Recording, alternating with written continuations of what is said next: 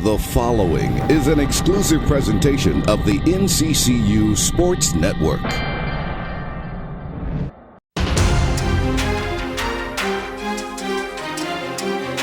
Being the underdog coming into the game, it gave us, extra drive and to play hard against those guys. But, unfortunately we came up short, but we went out fighting. It's just a game of ups and downs. Coach Taylor told me yesterday, bad stuff is going to happen, good things are going to happen. So I'm just glad, as a team, we stayed the course and, made a big play at the end. Unfortunately, we didn't get the extra point, but, we played hard for 4 quarters. There were a few plays that were left out there, and honestly, making those plays and basically I see a different outcome that could have happened for this game. It was a relief to score at the end, to get back in the game and get close. And it was a disappointment when we missed the field goal. But it could have been all avoided if we would have made the plays at the beginning like we should have. Was the call on you after the touchdown for taking off your helmet? Was that what the explanation was? If I'm not mistaken, that is what my coach did tell me, and I did apologize. And I kind of felt fault for that, and I do want to apologize to my team for that because that was a selfish act, and I'm not selfish, but it was the heat of the moment, and I was excited to bring the team back for an outstanding play. So I do want to apologize to my team for that. This game means a lot to us because all summer we worked hard to get to this point, and this was our ultimate goal. But I would say to the little kids that's looking up to us, keep grinding. It's all about the grind and know your purpose.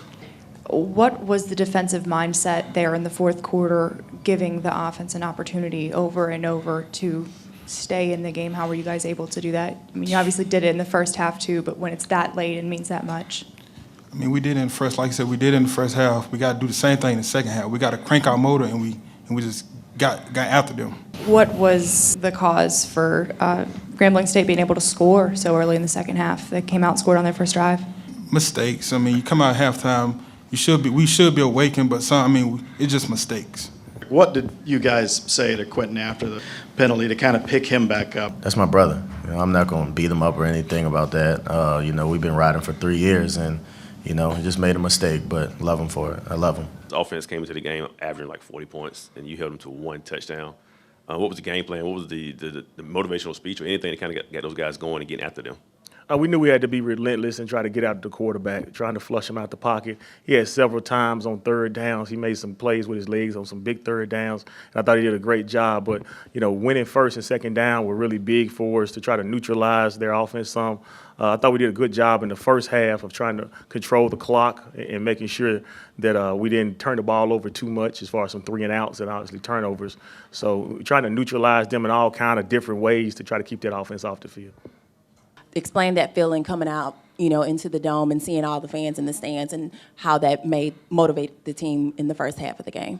I think they were fired up. They were really excited. You notice, I think the first half or the first quarter or so, our guys were really playing with a lot of energy, a lot of momentum, and that was really based off we had the momentum a lot in the first half, and our fans were feeding off their momentum. The crowd was loud. They were doing a great job. So, our fans did a great job of showing out, coming to the Celebration Bowl, and making sure that they cheered us on all the way into the final whistle. Grambling always does a great job in the second half of making some adjustments, and we knew coming in the second half their big adjustment is they're going to put the ball on the ground and run it more.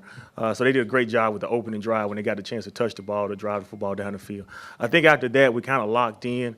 I think field position played a big part of that in the second half as well.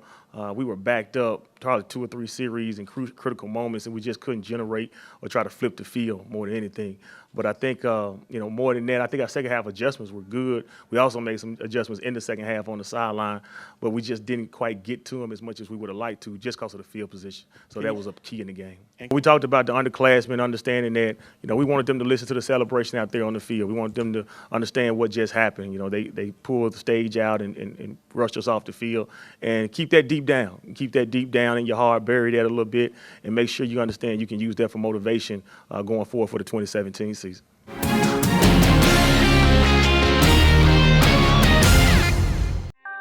This has been an exclusive presentation of the NCCU Sports Network.